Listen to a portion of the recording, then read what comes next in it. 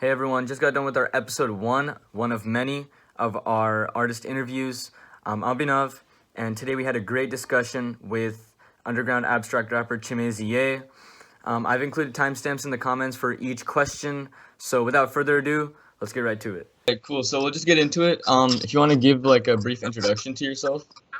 Yeah, sure thing. Yeah. I'm Chimezie. I make music. I also do music reviews, heavily inspired by the New York underground scene. Honored to be here. Honored to be doing this discussion, kind of interview dialogue with you. So shouts out to you, bro. Oh yeah, thank you. So what have you been listening to recently? Recently, um, honestly, yeah, a lot of Akai Solo for sure. He's been on my radar for quite a while. He just dropped an album with a Bliss. That's a really good one. He actually just dropped another album that I haven't listened to with another artist, I think called like Best Friend or something like that. Uh, uh, yeah, Kai Solo. I want to say Navy Blue. I've been listening Hmm. to a lot of Navy Blue. Shit, he's dropped what 2018 From the Heart. Honestly, yeah, a lot of that's been on my rotation. Mike as well. I'm currently waiting for new stuff to drop. Always, always. All right, cool. So I just wanted to ask, since you're a member of the kind of like underground abstract community. I mean, first of all, let's just get to the name first. Like underground abstract, do you think that's like a good name for it? What would you call the subgenre that you're a part of? I would definitely call it. I think I know it's hard because it is underground for sure, and it is sort of abstract. But there are so many different elements to it as well. I mean, you could also say it's lo-fi. You know, some people might disagree what lo-fi sounds like. It's soul as well. It's conscious, so it's pretty hard to like really pinpoint exactly what type of sound it is.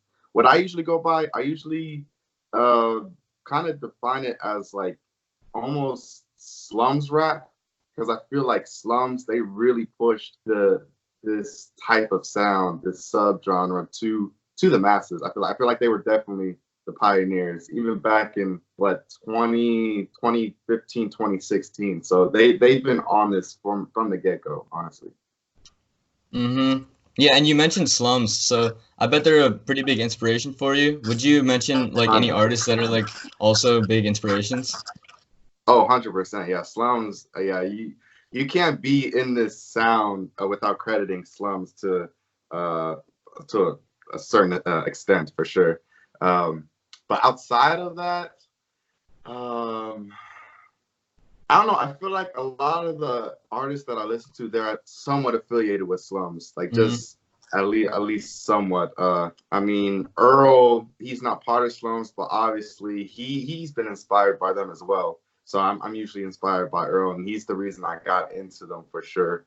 Uh, Man, honestly, a lot of New York artists have this sort of, I don't know, this hazy kind of lo-fi sound where they express, kind of, um, I don't know, they express their inner thoughts in a way that is very authentic, that I can extremely relate to. So yeah, I couldn't pinpoint just a single artist, but yeah, like I said, Mike, Ade, Hakim, Navy Blue, Sporting Life, Wiki, um, Dean Spencer, Sloss and Malone, Mm-hmm. insane artist. I love that man Of so much. course. Yeah, yeah. Album of Yeah, the year yeah. for me last year, 100%. Yeah, it was a great album. I liked it a lot too. I would put it at number two of last year. But Yeah. yeah, so yeah, how did you get inspired to like start off with doing music? To start off with my music, I had been writing for a while. I remember probably writing my first song when I was 16. Uh, I don't know, some nothing too profound to be honest. When I was younger, I was listening to a lot of Odd Future for sure. And at that time, when I was 15, 16, they were ignorant as hell. That not making Yeah. any sort of music, the type of music they're making like right now. So I was very much inspired by that. Just trying to be rebellious. So just saying off the wall stuff, anything just to get attention. And I'm glad, honestly, I'm glad I didn't record anything at that point because I didn't feel like it was an authentic reflection of myself. But I started recording music once summer 2018. I had a couple friends that had a mic, somewhat of a home recording studio. So they invited me over, and yeah, I think I released my first song with them. But I think once some rap songs dropped, that's when I got extremely inspired to create a sound that I felt was very authentic of who I was. It was like I said, it's very lo-fi. It seems simple to do, but I think it's just that it's authentic, and that's what really got to me. I was like, I can kind of wrap my head around how to, kind of create a sound that is like this, but also original, coming from myself. And so that was insanely inspiring. And then once I got into Mike as well, that just inspired me so much. Knowing that he was younger than I was and making classics, insanely inspiring. Yeah. Yeah, for sure. And you mentioned like how you were able to like relate to like this kind of, I like the word that you used was like hazy, and I really Hmm. like that because it does explain kind of like the headspace that you're in. So Oh yes. Yeah. that any of these artists is in at the time. So like what is your process of like making a track? Like how do you take a thought and then make it into music? Okay. Yeah, I feel like I'll have a thought. I use Notepad all the time, like notes, the app notes. So I'll have a thought, I'll have a line, a lyric in my head, and that to me seems very profound, and I'll just write it. But I won't necessarily just like expound on it because I feel like that's when Earl said it in an interview that I felt was very accurate. He says people can tell once they've been listening to rap or to a certain subgenre long enough, people can tell when you're starting to write from the head instead of the heart. And Mm-hmm. so I really related to that because I felt like I start off in a really good direction in the song, but eventually it would feel forced. I would be really trying to make that thought, expound into something more. So what I'll do is I'll just have a bunch of, mini lyrics, mini lines, mini thoughts. And over time, once I have, I don't know, a page just full of just lines, I'll begin to kind of piece them together. And honestly, it all comes together. Depending on the headspace that I'm in, it'll all come together. And yeah, it's just kind of trying to piece fragments of abstract thoughts together. That's honestly that's how I make a song. And then obviously I'll hit up some friends who make beats, and we'll work together on creating a type of sound that really reflects the you know the thoughts that I'm having, the headspace that I'm in, and yeah, from there it's pretty much a done deal. Yeah, that's really interesting actually. And you Mhm. are a collaborator with Argov on the EP Peace and Mhm. Blessings, right? So how Mhm. was that like working with him? How did you find a producer that like complemented your sound so well? So I believe um, he contacted me.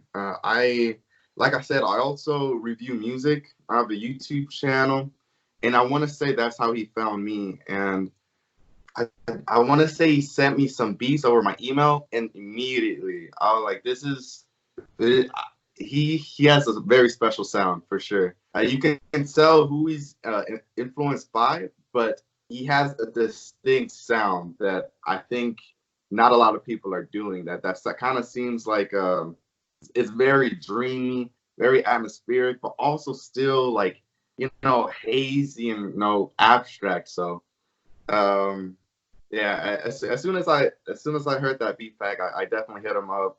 We started talking. We're in like a Twitter group, so we talk pretty much almost every day, and he's been doing big things as well. So yeah, it's very very special that he reached out because a lot of the times it's hard finding a person that really complements your style to the extent that he did. Mm-hmm. And generally, when like there's like a new genre like this, right? Because this is relatively new, like you explained, it was like 2016, right? When like slums really Yeah, got into yeah. this. So Mhm. usually that comes with like a lot of slack, right? So there's a lot of criticisms that like abstract rap, like what you would call like hazy rap, right, is just Mhm. like spoken word or just a poem over like a beat, right? So Mhm. how would like I just want to hear from someone who's like in the industry, right? How does it like how would you respond to something like that? I feel like that's hip hop, to be honest. I mean, almost all music is really is yeah, it's lyrics.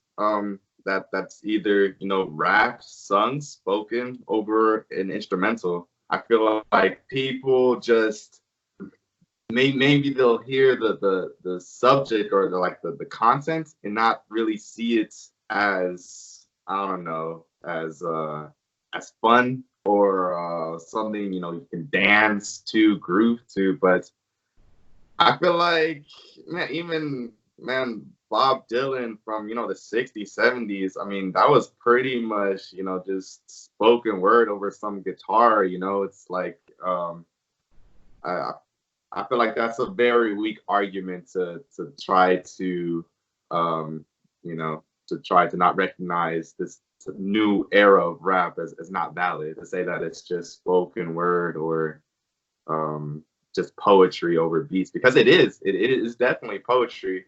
But I also feel like there's definitely a good amount of melody in it. I can't stand it when people say that Mike is like that extremely monotone rapper.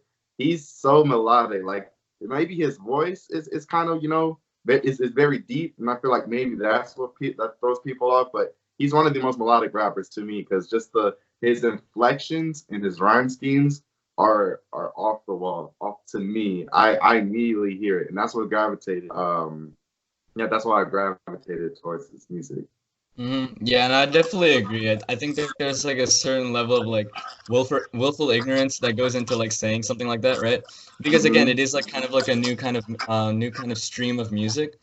So yeah, I mean like when you go on to like I was looking, I got this from the comments on East Earl Sweatshirt, right? And I was looking through the comments, it's so funny. And so yeah, I Yeah. just found that and I'm like, oh, that'd be a good question to ask. So moving more into like the actual sound of the music. So I feel Mhm. like there's like a really interesting uh, part of like the abstract movement, and that's that the beat is kind of, as Earl I think explained in one of his interviews, like the beat kind of feels like it's drowning over or like covering over the actual Mhm. vocals, and that's supposed to Yeah. convey kind of like the headspace of the time. So would you mind like going in depth like into like how that formulates itself? Yeah. Yes. Yeah. I guess you're like talking about like how sometimes the vocals are kind of muddled, like over the instrumental, Yeah, right? yeah, yeah. Yeah, I that kind of took me some getting used to as well. I'm not gonna lie. I mean, because usually you're used to in hip hop, you're used to the vocals being sort of like the forefront of the song. It's very clear. You know exactly what the rapper is saying. But I feel like I don't know. I mean, especially nowadays the production is definitely almost sometimes more important than the lyrics, like in some hits. And I feel like that the same can be said in some in some of like the lo-fi jazz rap. There are a lot of great soul samples that sometimes can convey more of a feeling or just as much of a feeling as the lyrics can, right? Like there can be a loop, or like yeah, you can loop a line from like a 70s 60s song that makes the song like it's the center of the song, so you want to emphasize that and not just take over, have your lyrics be the main message of the song. And also I think it also sort of can um it can also kind of display or showcase a sort of feeling, when your voice is muffled over like a certain beat. It kind of gives this sense of like drowning or being at a loss, and maybe that's the feeling you're trying to emphasize in that particular song. I mean, I think a perfect example is probably like or that comes to mind is Peanuts by Earl. Like his vocals are fragmented and like just kind of like cutting in and out almost. And I mean, if you listen to the lyrics, that's a depressing ass song. And I feel like that sort of that small little element in that song with his voice kind of being muffled over or fragmented. Oh my bad. Being fragmented kind of helps push the idea that that this song is really depressing. So. Mm-hmm. And so yeah, that's really interesting. And it's like really interesting how you mentioned Peanut too. Like when I was listening to your album Woebegone, is that how it's pronounced? Yes, yeah, So yeah. like when I was listening to that, I really felt like it was just Peanut and like that entire vibe in an album. And that was so interesting Yeah, because that's yeah, really one of the yeah. most interesting songs that I've like listened to, one of the most interesting tracks in general. And so to make Mhm, an album out of it, that really got me into like the sound. And so could you like mhm, explain what like the message of Woe Be Gone was? Because it was definitely different. I felt like personally from like Peace and Blessings later. So maybe like mhm. could you describe your like evolution? Yeah, yeah. So I wanted to make a song that kind of reflected the time where yeah, well, I was not in a good place like at all. Just kind of like really, where I felt like my thought process was extremely fragmented. Couldn't think clearly. Like when I was younger, I was just yeah, not in the greatest headspace. So I had always wanted to capture that in music, and I never knew really how. Like it was hard for me to like wrap my head around. When I heard Peanut, I like that's literally that was the perfect way of dealing with a loss. I feel like Earl just perfected that, and so I also came across a producer who he produced I think um all songs on the album except for two. And he had this very industrial kind of also abstract type of production that I really gravitated towards that really I felt like showcased anxiety and depression. And so it gave me like the canvas to really paint my portrait, really, honestly. So yeah, we'll be gone. That's my project that essentially I wanted to make and that I wanted to listen to while I was in that state of mind where I felt like just life is trash and like I was just overridden with anxiety and just I don't know thousands of thoughts. So that was that project, but also ended it kind of with a I don't know an optimistic message that would eventually lead on to Peace and Blessings. And Peace and Blessings, that was more of a yeah, that was definitely a more optimistic take on mental illness. Being hopeful. Just a just a new perspective on life. Seeing your blessings. Trying to achieve peace. So that was kind of the little curvature in my little discography. Mm-hmm. And so, are you thinking of going like more experimental on your next project, or do you have any idea of your next project, the kind of vibe it's gonna take? Yeah, I don't think it's gonna be any more like specifically more experimental than my previous songs have been. I'd say probably Woe Be Gone has been my most experimental one with the production that I chose. But I've lately been really into soul samples. So I'm hoping for more like soulful instrumental, soulful production. But nothing too left field. So at Mhm. least for now. For now. Yeah, yeah, and you did mention about Will Be Gone. I mean, that's like a really interesting project. You can really see like the feelings come through, and I really hope you're in a better place now. And Yeah, yeah, yeah. honestly, yeah, but it is a very, very good representation of what I would imagine someone would feel like in that time. And I feel like music itself just has the power to take on something more than just sound, but more of like a reflection of like heart and mind. Hmm.